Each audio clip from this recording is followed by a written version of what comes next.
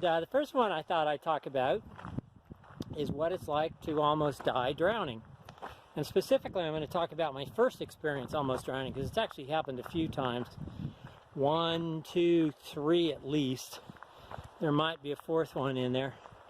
Anyway, this one, what's it like to almost drown? So when I grew up in Sacramento, we had a swimming pool. This is way back in the 50s, like a long time ago.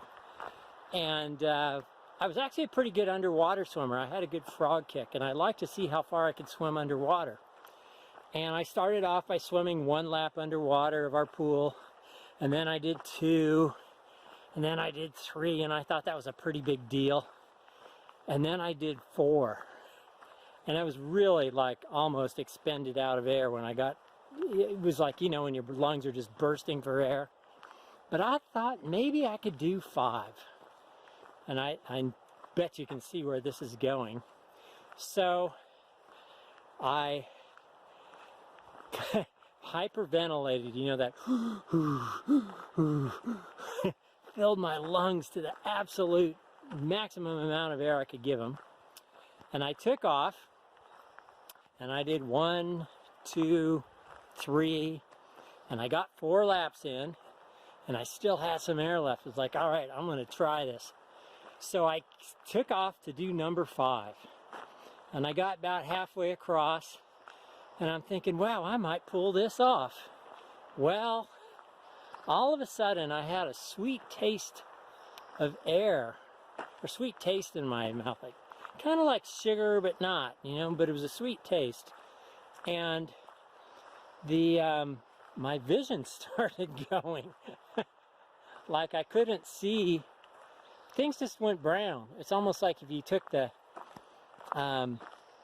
brightness control on your monitor and you just turned it all the way off. And then it just went, at first it went kind of, but it went brown. And then it went out. And I passed out underwater. So, obviously, something happened to get me out of there. It wasn't me. My brother, I was like 7 at the time, maybe 6, 5. And my brother, who was even younger, looked at me, looked at my body underwater, just kind of hanging out, not moving. And he yells, "Mom, Mom!" And it was a sound apparently unlike Mom had ever heard before from Joe. So Mom comes running out of the kitchen. She blows the screen door off the rails, comes out to the pool, sees me in there, jumps in, drags me up to the side of the pool, and then she apparently put me on the side of the pool and gave me artificial resuscitation.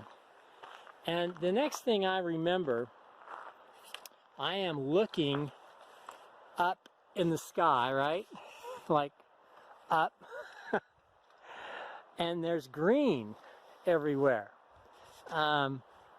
Like bright, like you know when they do those movies about heaven and everything's kind of all white and it's glowy and almost like the background of there flary and ethereal. There's the word I'm looking for. It was ethereal, and it was unreal. Everything, and then the greens of the leaves on the tree above were super bright green, like they glowed. And I slowly came to, kind of got my wits back about me, and that was my first experience with almost drowning.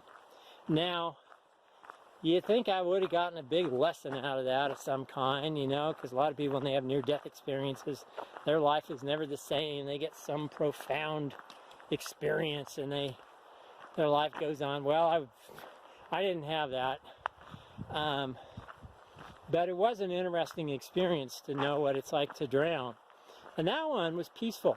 I actually felt at peace. Just kind of, oh, I'm blacking out, I'm gone. And then I'm not, I'm back. And that hasn't been my experience in some other ones. Some experiences have been peaceful like that, and others have been frightening, terrifying. And I'll share some of those in some more walk and talks. Anyway, I hope you enjoy these. If you've had a near-death experience, write about it down below. What happened? Did you learn anything from it? Did you see the circle of light or the tunnel, or what kind of experience did you have? I'm really curious. So that's it. Yeah, I think I'll do some more walk and talks. These could be fun.